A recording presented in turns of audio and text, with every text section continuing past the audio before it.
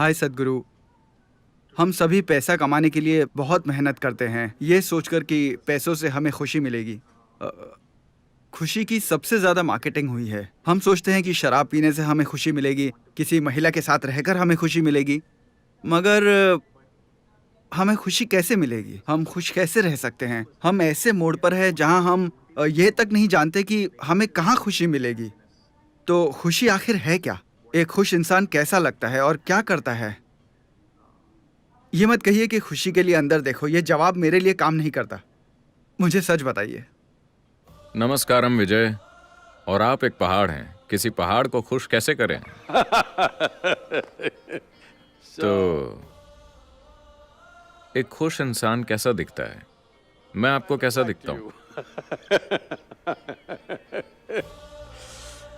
अभी हम खुशी के बारे में ऐसे सोच रहे हैं मानो वो कोई वस्तु हो या किसी तरह की उपलब्धि हो। नहीं, जब आपका जीवन सहजता में आ जाता है, जब आप सहज हो जाते हैं, तो खुशी उसका एक कुदरती नतीजा है। Coming to ease, what does it mean? सहज हो जाने का क्या मतलब है? इसे देखने के कई तरीके हैं। खैर, चूंकि मैं अंदर की ओर देखने के लिए नहीं कह सकता, आपने पहले ही मुझ पर शर्त लगा दी है। तो क्या ये सच है कि आज विज्ञान की दृष्टि से भी ये साबित हो चुका है कि हर इंसानी अनुभव का एक रासायनिक आधार होता है?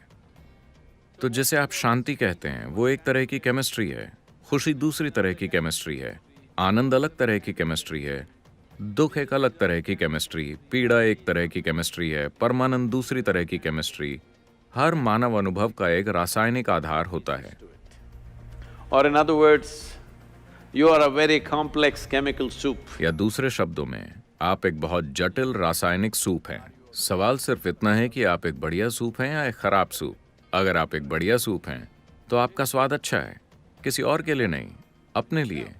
जब आपका स्वाद अपने लिए बहुत अच्छा है, तो सिर्फ यहाँ बैठने पर आप अपने भीतर बहुत ही सुखद महसूस करते हैं, क्योंकि सूप बढ़िया है। फिर लोग कहते हैं कि आप खुश हैं। अगर आप बहुत अधिक सुखद हो जाते हैं, तो लोग कहेंगे कि आप आनंदित हैं। अगर आप उससे भी अधिक सुखद होते हैं, तो लोग कहते हैं कि आप परम आनंद में हैं।